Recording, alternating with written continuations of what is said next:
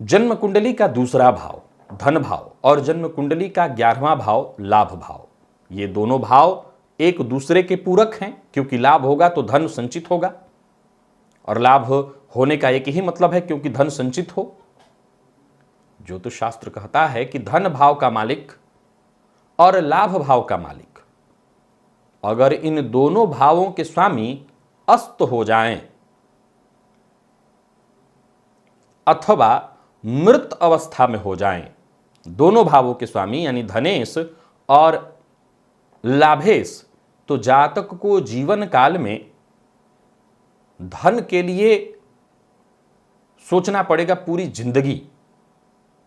यानी ये योग ऐसा है जो जातक को निर्धन बनाने वाला है। कुछ और बातें हैं जो आपको आज बताने जा रहा हूं। प्रिय दर्शकों, धन भाव का मालिक अगर उच्च राशि में बैठा हो, लाभपति अगर बली हो या उच्च राशि में बैठा हो, तो निसंदेह ऐसे जातक को जीवन काल में धन प्राप्त करने के लिए सोचना नहीं पड़ता। धनेश और लाभेश अगर शुभ ग्रह हो तो उस अवस्था में जातक अच्छे कार्यों से धन अर्जित करता है और चैन की नींद सोता है। धनेश और लाभेश पापग्रह हो, बली हो, तो जातक 2, 3, 5 करके भी इधर उधर करके भी पैसे अर्जित करता है, भले उसको चैन की नींद न मिले, लेकिन भौतिक संसाधनों से परिपूर्ण होता है।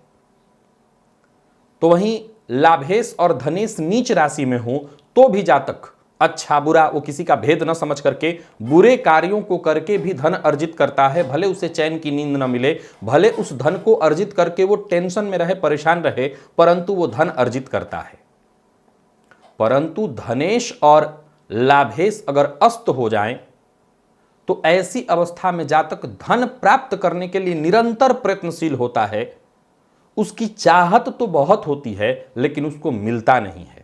वैसे ही धनेश और लाभेश अगर मृत हो जाएं तो भी जातक लाख प्रयत्नों के बावजूद धन आगमन और धन संचयन दोनों में ही असफल रहता है।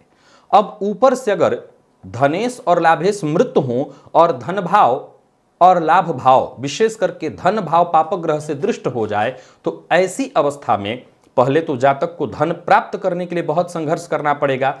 इसके बाद धन प्राप्त हो जाए तब भी धन संचित नहीं होगा। या धनेश और लाभेश मृत अवस्था में हो और ये भाव यानी द्वितीय भाव और एकादश भाव पाप कर्तरी योग में आ जाए तब भी जातक को जीवन काल में जीवन पर्यंत धन के लिए संघर्ष करना पड़ता है। यानी आपकी जन्म कुंडली को देखिए और इस स्थिति से आकलन करिए कि आपके धनेश और लाभेश किस स्थिति में हैं, उनके पास कितना बल है। ये बल ही तय करता है कि जातक जीवन काल में कितना धन अर्जित करेगा। धनेश और लाभेश का बलाबल, धनेश और लाभेश का शुभ भाव में बैठना, धनेश और लाभेश का बलवान होना इस बात की सूचना है कि जातक के जीवन काल में धनागमन की स्थिति आजीवन